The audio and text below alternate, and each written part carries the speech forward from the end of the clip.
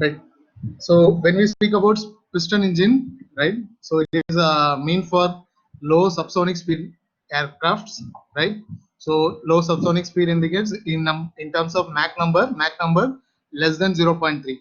Okay, so the aircraft which is flying with the Mach number less than 0.3 mostly prefer with piston engine aircrafts. Okay, so let's see what we are going to learn in this lecture, and the credit will always go to Professor E.G. Tulapurkara sir. The images and formulas and other details I have taken from his lecture. So the main agenda of this particular session is to evaluate the performance of an airplane. So for that we need the atmospheric characteristics, which we have already seen in previous lectures, international standard atmosphere, and drag polar. We have calculated those drag polars also, and engine characteristics like variation of thrust, output, and specific fuel consumption with flight speed and altitude. Okay, so that we are going to see in this particular sessions. Okay, in upcoming session also, because this is the last topic of this unit 1. But we are going to calculate for piston engine, we are going to calculate for jet engine. Okay, so few topics we have covered already. One is atmospheric characteristics, right? How the pressure and temperature density it is varying with respect to altitude. Drag polar we have already done, right? So other factor engine characteristics like variation of thrust, output, and specific thrust or power output, and specific fuel consumption with flight speed and altitude. Okay, so this factor we have to see. Okay, so in this particular session, we are going to speak about mostly about piston engine. So before that, we need to know types of engine, which you have already learned in your uh, propulsion itself, right? So piston engine, that is with propeller combination, right? In our uh, aircraft maintenance lab or airplane aircraft instruments lab, right? We are having Cessna model, which is a engine nose mounted piston engine with propeller combination, right? So gas turbine engine that we are using for turboprop, turbofan, and turbojet. That is ramjet next rockets and combination of ram rocket and turbo ramjet. Okay, for hypersonic speed, supersonic and hypersonic speed. So I don't want to explain all those factors because you have already learned. Just this is a basic types of engines available. Okay.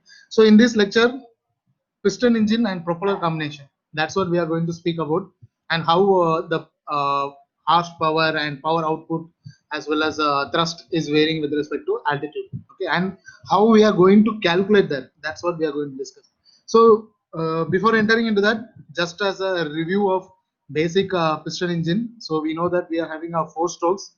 So first one is intake stroke, and second one is compression stroke. Third one is power stroke, and fourth one is exhaust stroke. So third is the ignition will be there, and power exhaust at the fourth stroke. Okay. So basically, when we are speaking about piston engine, the thrust specific fuel consumption or specific fuel consumption SFC, right? So which you have learned in propulsion also. So the specific fuel consumption is taken with respect to brake horsepower. Okay. So BHP, otherwise they will be saying brake horsepower. So it is a unit. Horsepower is generally a unit of measurement of power. Okay. So how much watts instead of watts they will be using the term HP. Okay. Right. So is available at the engine shaft and is converted into the thrust by the propeller. Okay. So the BHP is available at the engine shaft, that rotational speed, right? So in this case, the output of the engine, that is BHP, is available at the engine shaft. Okay, I have given the same over here also. Okay, no issue. So the 4 strokes are intake, compression, and power stroke, and exhaust stroke, that which you already know. Okay. So as an effect, how the piston engine is going to perform with respect to altitude, right? In sea level, the piston engine performance we need to identify, and at an altitude of 1 kilometer or 2 kilometer, and so on. So how the piston engine is going to behave So that we need to understand. So for that, if we calculate power output, right, power required for the aircraft which is flying in the sea level and which is flying in the particular altitude. So if you identify the power required, right, the performance factor also can be easily identified. Okay. So even specific fuel consumption is one of the performance parameter. So for that, we need to calculate the brake horsepower required. Okay. So that's why it is given to understand the effect of altitude and the output of the piston engine. So we need three facts. So first fact is how much mass of fuel taken in per stroke. So mass flow rate, mass of fuel intake. Okay. So I hope you know that mass flow rate rho AV, m dot is equal to rho AV, which you might have studied in thermodynamics as well as in propulsion. So if you know that mass flow rate, then that is one of the factor to identify the power output and variation of power output throughout the altitude. Okay. So product of swept volume and density divided by area fuel ratio. Okay, so that is given with respect to mass flow rate, that is rho AV, and for complete combustion of the fuel, the air fuel ratio has definite value around 15. Okay, so as per ratio, stoichiometric ratio, right, and stoichiometric graph. So the fuel air ratio is given, and preferably it will be around 15 for piston engine. Okay, so around 15.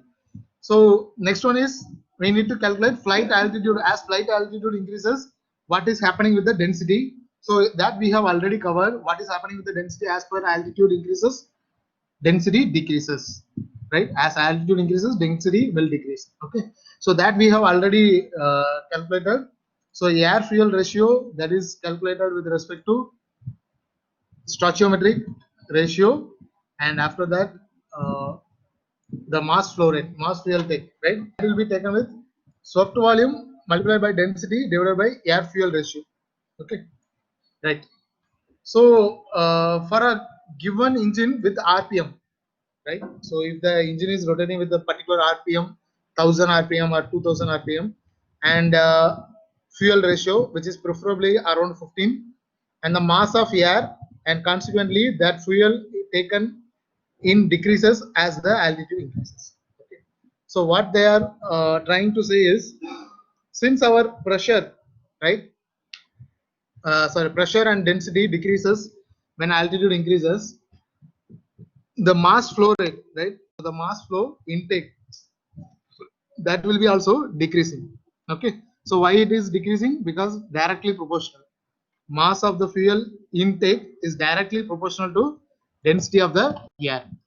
Okay, so that's why they are saying if density decreases when altitude increases, correspondingly the mass of fuel intake will decrease. Okay, so as rho indicates the density. Okay, rho decreases, mass fuel intake also decreases, right? So the change of power output, right, power output is given with respect to P by P naught, where P naught is the output power at the sea level. Okay, so don't get confused with pressure and power output. So in some books they will be identifying with various factors. Simply pressure will be given with small letters and power output will be given with the capital letters. So that by that way you can identify the difference. Mostly you read the terms what they are indicating. Okay, so here they have indicated that power output P. So this equation is related with the power output. So don't confuse with the pressure ratio. Okay, so pressure ratio is different. Then power ratio, power output ratio is different. Okay, so P at if 8 kilometer means P8. Okay, so P8 divided by P naught. So power output at the sea level. So where sigma is, which we have derived one problem also, density ratio. Sigma is density ratio.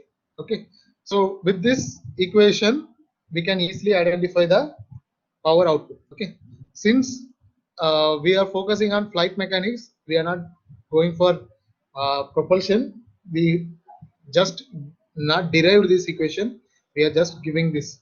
Okay, So based on the density factor, the power is also depending. Okay. So one of the important graphical representation which is mentioned over here, right? So I request all of you to take a paper pen and try to note the each and every point I'm going to explain this graph. Okay. So once you are ready with the paper pen, kindly I will start the poll.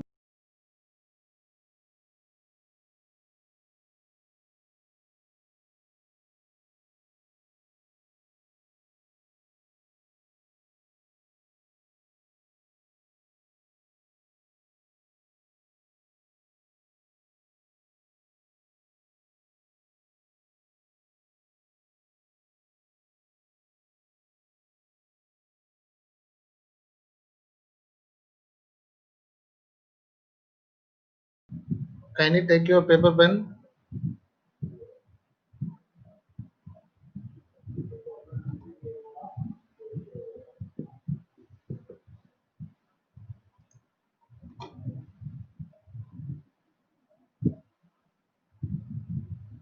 Aniket, kindly answer the poll. Devashvi Prabhu, Divyarup Chaudhary, Divyarup Chaudhary, Hitesh Rana, Prahar, Sanket Badya.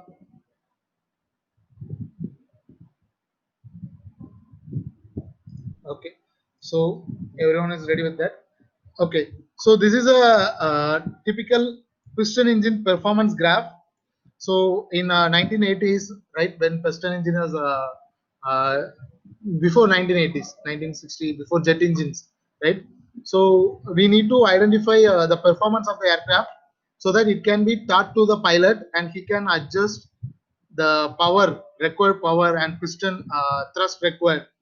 So by this graph, which is used in a Lycoming engine, okay, uh, it is giving a variation, like they are having different type of Lycoming engine. So this is one of the identity of the engine. Okay, 0360A.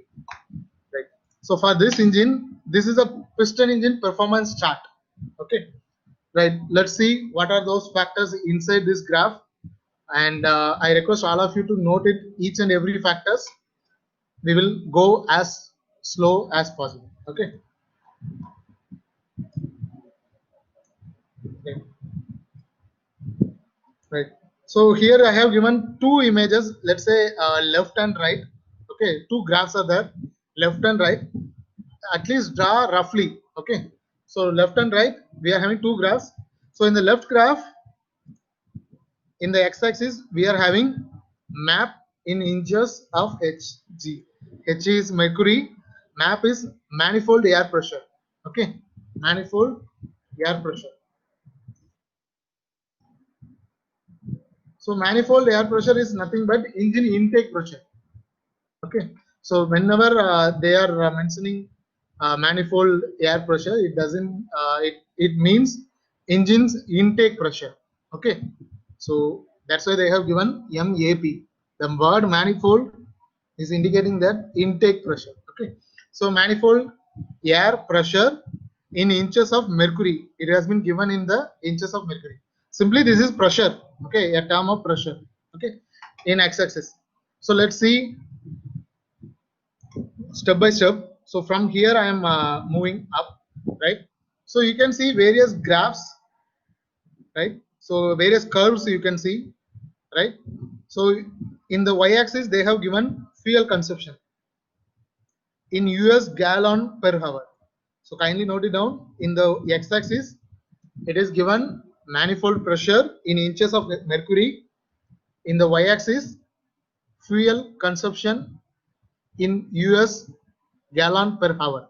Okay, so that is given fuel consumption, specific fuel consumption. Okay,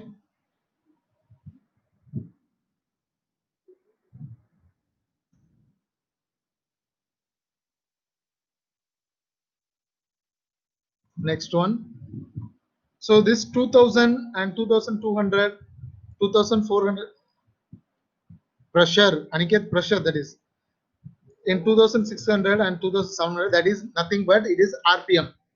It is indicating the RPM. Okay. So in the curve where they have mentioned 2000, 2200, 2400, 2600, 2700, that indicates RPM. Okay. So that indicates RPM.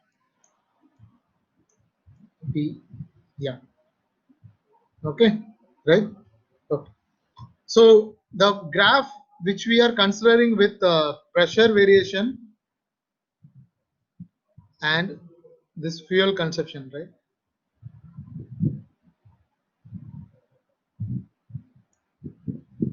Okay. So I hope you can see the blue color which I have drawn like a border. Okay. So this graph under the uh, boundary which I have drawn. Okay. So it is only indicating with respect to pressure, intake pressure, and fuel consumption. Can you understand that? The graph, the curves which I have marked inside the boundary, right? So inside the boundary, closed boundary, I'll be marking again so that you can understand that.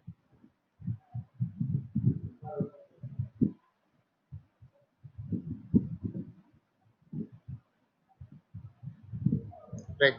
So inside this curve, right? So it is only indicating the pressure and fuel consumption, the variation between the intake pressure and fuel consumption. Okay. So how the flow is varying. So for 2000 RPM, right? So for 2000 RPM, if the propeller is rotating with the 2000 RPM, okay, then the intake pressure, when the intake pressure is 18, so what will be the fuel consumption correspondingly? It will be less than 7. We can say nearly it will be 5. Approximately it will be 5. Okay. So when the intake pressure is 18 inches of mercury, okay. So when the intake is 18 inches of mercury, so what will be, and the propeller is rotating at a 2000 RPM. Okay. So the pilot will, in the olden days, the pilot will be seeing that how much RPM the propeller is rotating, right? So inlet pressure will be also mentioned in the indicator itself. So with that, he knows how much fuel will be consumed and how much he can fly further. Okay, so that he can identify and he can calculate manually also. Okay, right. So if the aircraft is flying with the RPM of 2400, right? So 2400, and it is flying with intake pressure of 23, right? So where the curve is meeting, here the curve is meeting 2400 RPM and 23 inches of mercury. Correspondingly, the fuel consumption will be 10. Okay, so 10 fuel consumption, that is, it is given in gallon per hour. Okay, gallons per hour. See, we will be solving a problem also. Okay, so don't get much confused. While we are solving problem also, we will come back to this chart and you will be calculating with the standard SI units, and you will be getting the idea how it will be done. Okay, so now I am just explaining for you guys. So for 2400 RPM, and if we know the pressure in intro, correspondingly with this chart, we can easily identify the fuel consumption. Okay, right. So this is one of the method to calculate the fuel consumption. So apart from that, if we see here,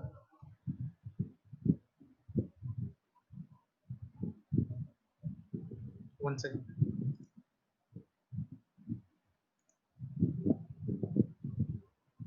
Right. So the curve above the fuel consumption curve. So this is fuel consumption curve. So the curve over here is with respect to the brake horsepower. Okay. So the curve here it is for meant for fuel consumption. Okay. So don't get confused with other factors. This curve above the fuel consumption, that is indicating the brake horsepower. Okay.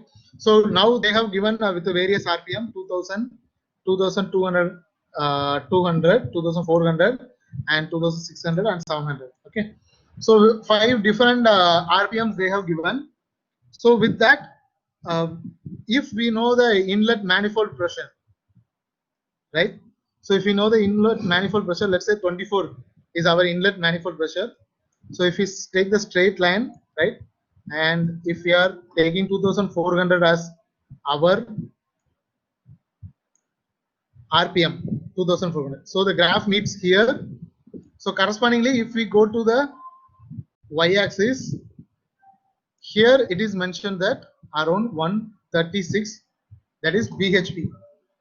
Okay, so the y-axis in the second image, second graph, right? So I will be zooming out. So the first graph y-axis, it is fuel consumption, and the second graph y-axis, that is brake horsepower. Okay, and here it is given with respect to sea level performance, and here it is given with respect to altitude performance. Okay, so variation of altitude, it is indicated over here. So here it is indicated as sea level performance. Okay, so kindly note that also. So if the aircraft is flying with like in sea level with various RPM, how much brake horsepower and how much fuel can be consumed, that will be calculated with the left side curve, left side graph. In the right side graph, if the aircraft is flying with various altitude, how much the brake horsepower is required, that will be identified from this right side graph. Okay.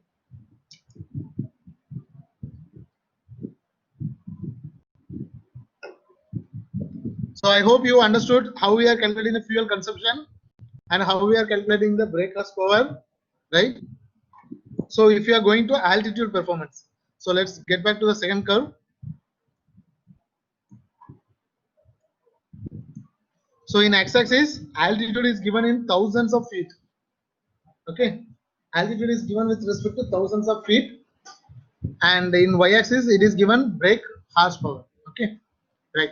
So now we are going to see how they are indicating the RPM.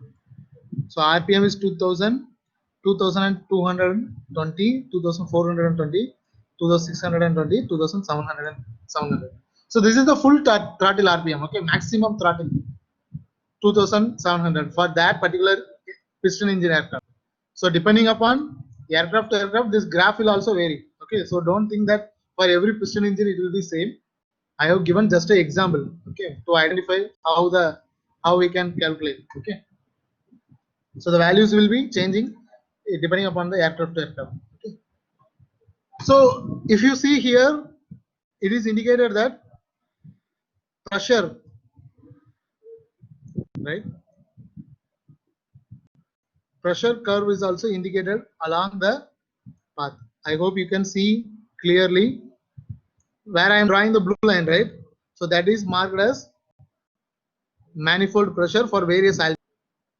So here you can see, kindly, if it is not possible, I am zooming in little bit more. So in the RPM line, right? So the RPM line is inclined. So in that inclined line, they have drawn the pressure, intake pressure curves. So I hope you can see. I'm deleting my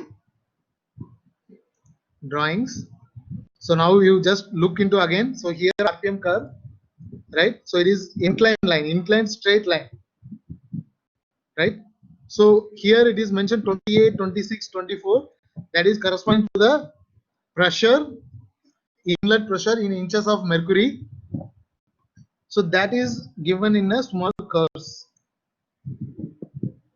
So I hope you can see that, right? So I'm drawing over the curve itself. So by that you can understand that for each RPM, right? So let's say if I'm flying with the RPM of 2600, right? If I'm flying with the RPM of 2600 and I am flying with the inflow pressure of 24, intake pressure that is 24, right? So here it is meeting, the curve is meeting here, right? So corresponding brake horsepower which I record is 150. Okay, So the altitude is again another factor, right?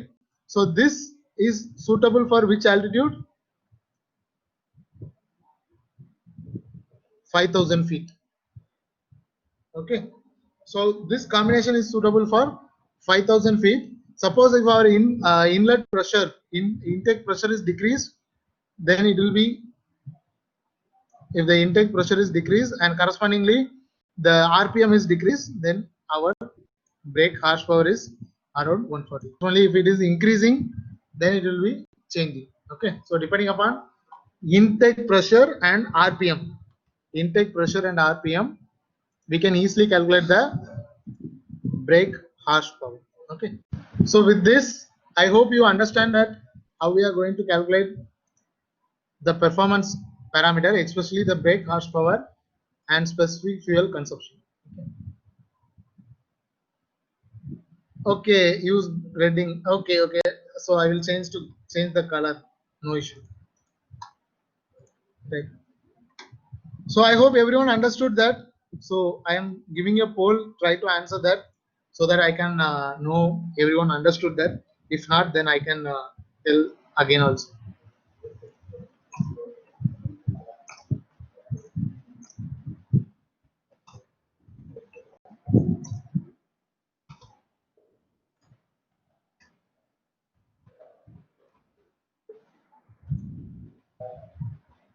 Have you understood that performance piston performance chart? Kindly give the poll. Let me check. Manifold air pressure. Limiting manifold air pressure. Kindly answer to the poll. So that is the particular limit you are asking about here, right? So the manifold pressure. So this is for better performance, right? So this is for better performance. They are indicating if we want to fly the aircraft with better performance, it is indicated with dotted line for representing, right? So that is the limit for continuous operation, better performance operation.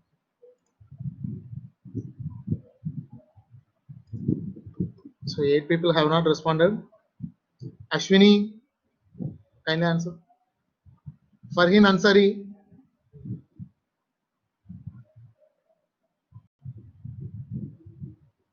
Sanket Badya, last warning. If he is not answering, then I will remove. Okay. So many of you have understood that. So if you have doubt, we will discuss at the end of the session then. Okay. Only few are there. So I will try to complete the one problem. Then we will discuss about this. Okay. Right. So specific fuel consumption, right? So here we are having uh, every even you might have studied in thermodynamics as well as propulsion. So specific fuel consumption is given with respect to flow rate, fuel flow rate, and BHP, right? Brake horsepower, right? So it is given with respect to Newton per hour and it is given with respect to kilowatt. Okay. So when we are using BHP, it indicates that BSFC. When we are using thrust, that is for jet engines. Okay. So in propeller engines, right?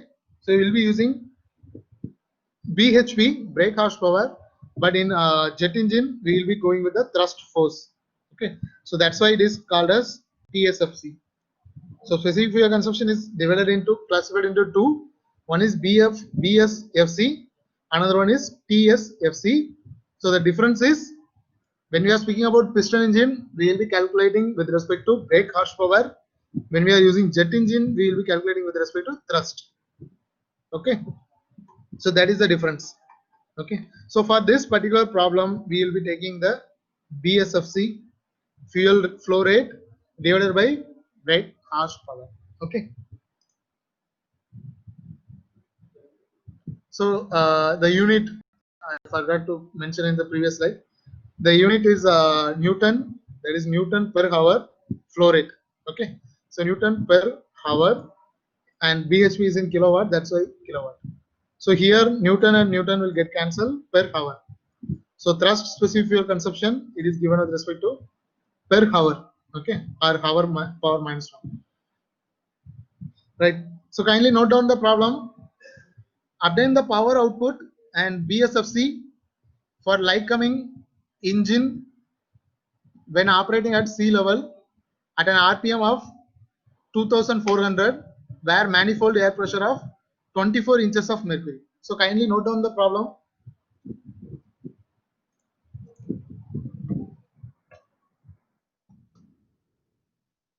2400 RPM is given, manifold air pressure is given as 24 inches of mercury.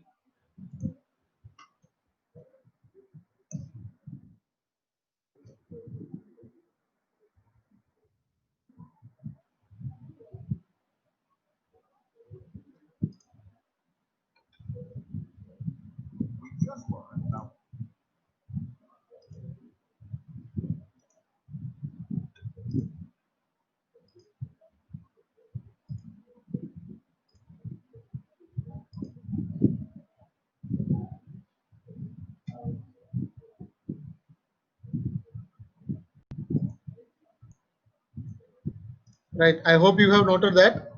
Next. So now we have to use those graphs in order to identify the specific fuel consumption.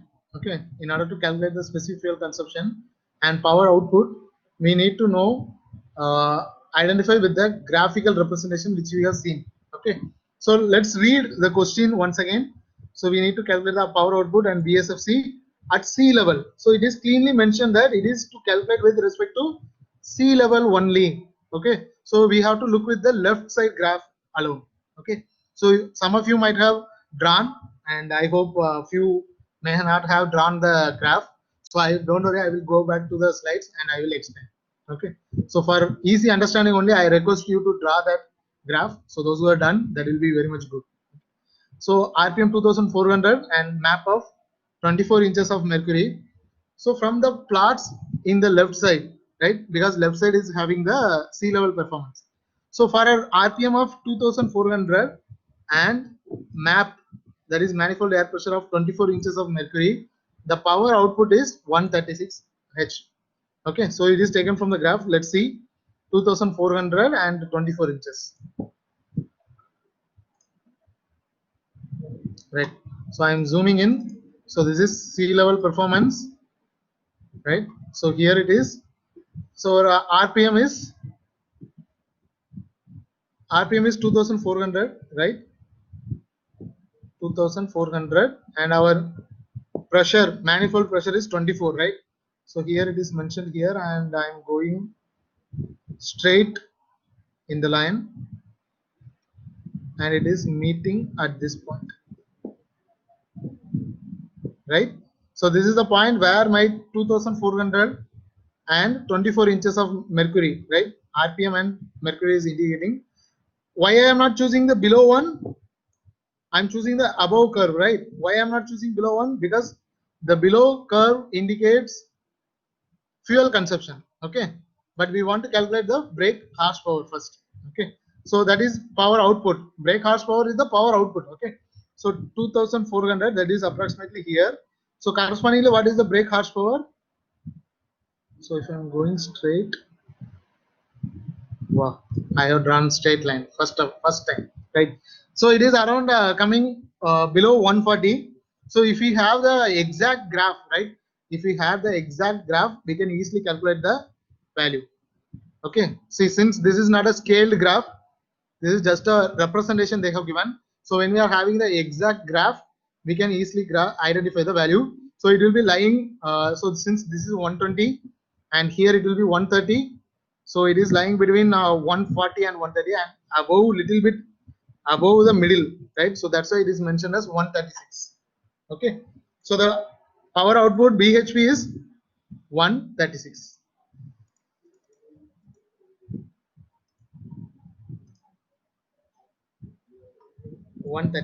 Okay, and correspondingly the fuel flow rate is 10.7 US gallons per hour. Okay, so first we have calculated the BHP, next we are calculating the fuel flow rate. So let's get back to the graph again. So those who are already have drawn the graph, so you can see from there itself. This one not, then kindly look into it. So now we have to see the fuel consumption curve. We should not see the brake horsepower curve. Okay, so 24 is here, manifold pressure, and 2400 rpm is here. So where it is connected here, right? So our fuel consumption is nearly here. Okay, so I have not drawn straight line, so it is above the half.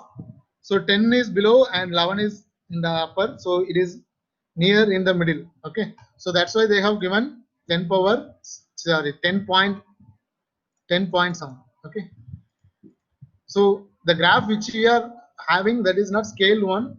So if you are having the scaled one, we can easily identify the value exactly, 136 and 10 power some. Okay, so it is mentioned in gallons per hour. Okay, so 1 US gallon is 3.78 liter and density of petrol is 0.76 kilogram per meter cube. So density of petrol we need to know, then only we can calculate in Newton per hour. Okay, so in Newton per hour, if you want to convert the gallon into Newton per hour, right? Gallon per hour to Newton per hour, then you have to multiply with 0.76 into 9.81. Okay, because Newton we have to convert into Newton, general term. Okay, so when we are converting that using this density as well as 9.81, it is noted that 28.18 Newton per hour. Okay, so 1 gallon per hour of petrol is equal to 28.18 Newton per hour. Why we are using the density is, if instead of density petrol, if you are having any other fuel, biofuel or water, so the corresponding density has to be used and conversion has to be done in that such a way. Okay, so depending upon which type of fuel we are using. Okay, so I hope you understand that. So now we have calculated 10.7 of US gallon is required, right? That much fuel flow rate is required. Okay, so multiply 10.7 into 28.18, so we are getting the overall fuel rate, that is 301 Newton per hour. So for 1 hour, this much weight of fuel will be consumed. 301.5 fuel will be consumed by the coming piston engine aircraft. Okay, at sea level, I am repeating again, this problem is related with sea level. So for sea level condition, and if our intake pressure is 24 inches of mercury and our rpm is rotating with propeller rpm is rotating with 2400, then the fuel consumption will be 301.5 Newton per hour. Let's say, suppose if our entire aircraft of light coming piston engine aircraft is having 1000 Newton of fuel, right? So for 1 hour at sea level condition itself, it can consume 301 Newton. Okay, so it can fly for 3 hours. Approximately, it can fly for 3 hours with same pressure intake and same RPM. But in real life, it will be varying depending upon performance, how we are going to perform. So it will be varying. For approximate identification, we can use this. Okay. So some other if you want to convert that into pounds per hour, then you can convert according to your wish. Okay. So it depends upon how you want to calculate. Okay. So 1 horsepower. So again, if you want to convert that horsepower into kilowatt, we know the conversion. 1 horsepower is equal to 0.7457, right? So 136 horsepower will be converted into 101.4 kilowatt. Okay, so now we have the fuel flow rate, that is fuel consumption, and also we are having the power, required power. Okay, so our equation is BSFC. So BSFC is given with respect to fuel flow rate divided by power output, right? Fuel flow rate divided by power output. So when we are dividing, we can easily identify that our specific fuel consumption is 2.973 Newton per kilowatt per hour. Okay, so this is our specific fuel consumption. Okay, right? So depending upon the our power output, our specific fuel consumption is also changing. So I hope everyone knows that specific fuel consumption is one of the important factor in measuring the fluid flow, and it is a performance factor also. Okay, right. So with this, I am ending the session. So anyone, any doubt, we will discuss now.